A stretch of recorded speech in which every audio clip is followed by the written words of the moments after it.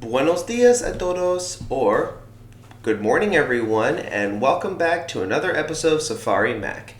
I'm your guide and your host, helping you make connections to the wild. Before we begin, I just want to give a shout out to everybody. Hope you're all doing okay, and that I hope that you're able to stay cool as we continue to go through the extreme heat wave that is baking a large part of the U.S. as well as parts of the world.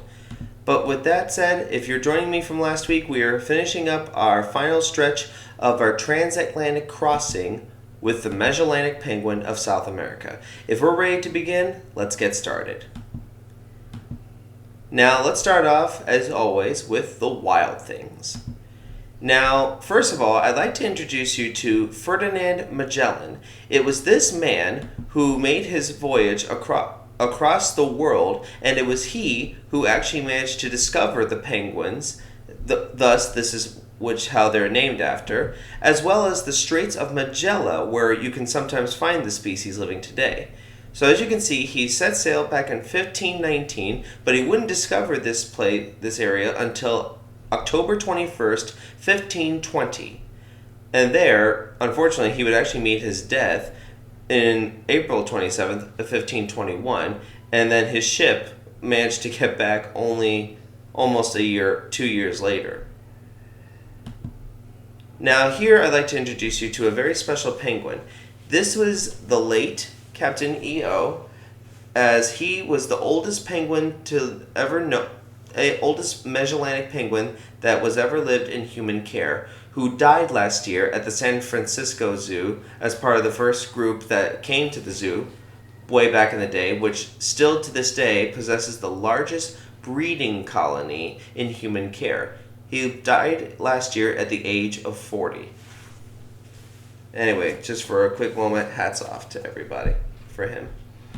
But now I'd like to show you a little special feature about the penguins. If you can see this little circle right at where their beak is and somewhat near their eyes, because the penguins live in salt water and eat seafood, they also are known to drink salt water as a form to quench their thirst. Now, as we know, it's not safe to drink salt water. However, these guys are able to do it effortlessly thanks to this little excretion area, which allows them to excrete the salt in their system so that they don't overdo it. Now, here's a really interesting way of how they stay cool. Now, I know South America, because despite them being at the very southern tip of the world, right before they hit Antarctica, it still can get pretty hot. So the penguins manage to cool themselves off by flapping their wings as a way to keep cool. They shake themselves every now and then to kind of like let loose any trapped heat in their feathers. And they'll even just stand with their wings open in hopes of catching a little breeze. Now, unfortunately, despite all these great features, they're still facing threats out in the wild. The biggest problem?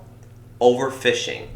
So now, if you recall my previous episode in part 1 of the Magellanic Penguins, which you can find down in the link in the description below, unfortunately, one of their biggest primary food sources is sardines, anchovies, and other smaller fish. Unfortunately, we like that smaller fish too.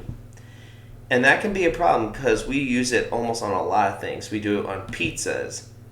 We do it with Caesar salad, even Caesar salad dressing, and many other forms of where we would use anchovies. So right now, overfishing is one of their biggest primary problems because they're losing their food source. But it's not just that alone. Oil spills can also occur.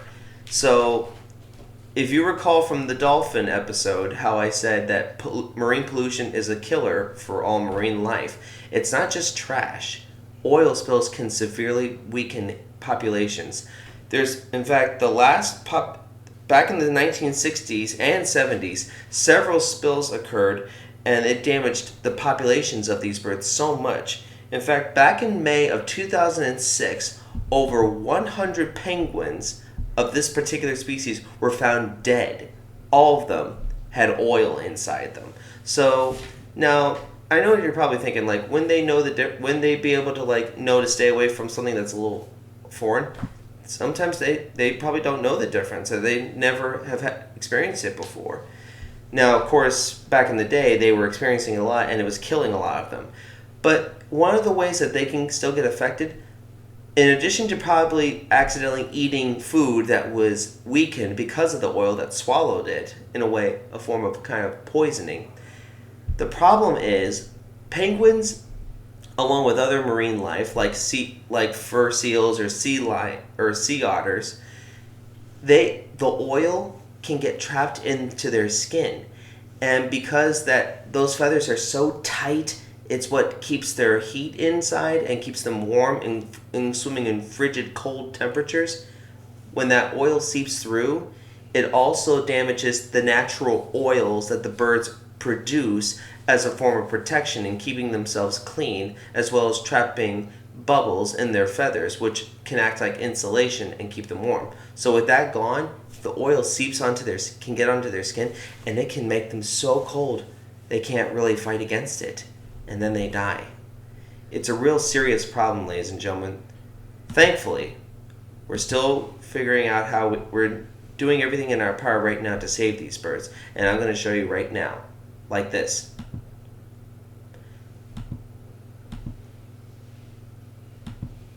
Now, I know what you're probably thinking.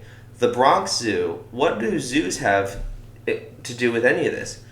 In addition to, today in today's zoos, it's not about just putting animals in areas just for us to look at. There's a higher purpose, and for them, it's conservation of species in the wild. By showing them off at their zoos, they're connected with conservation projects that is helping save them right now.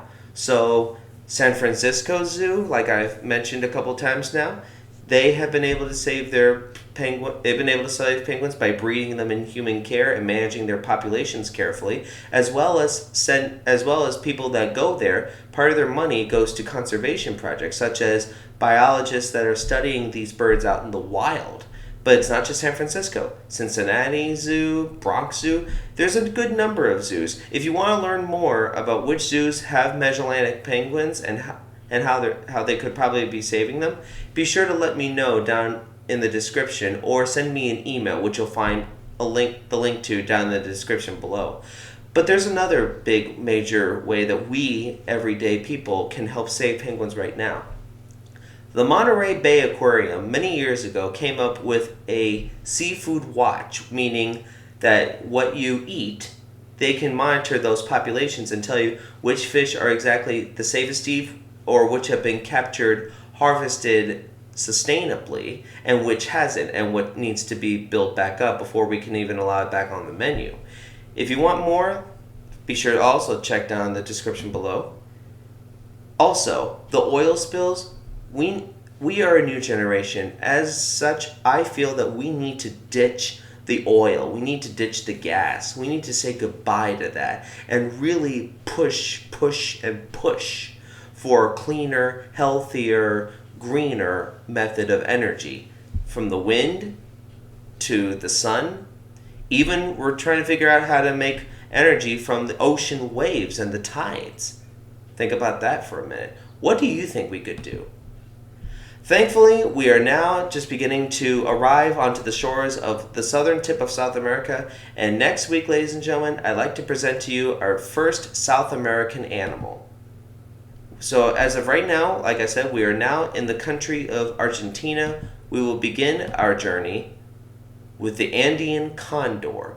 But until next week, as always, hit the like and subscribe button, tell all your friends. If you want more information, check out my Facebook page or send me an email. And as always, ladies and gentlemen, until next time, this is Safari Mack. I'll see you out there in the continent of South America. So, see you around, or adios.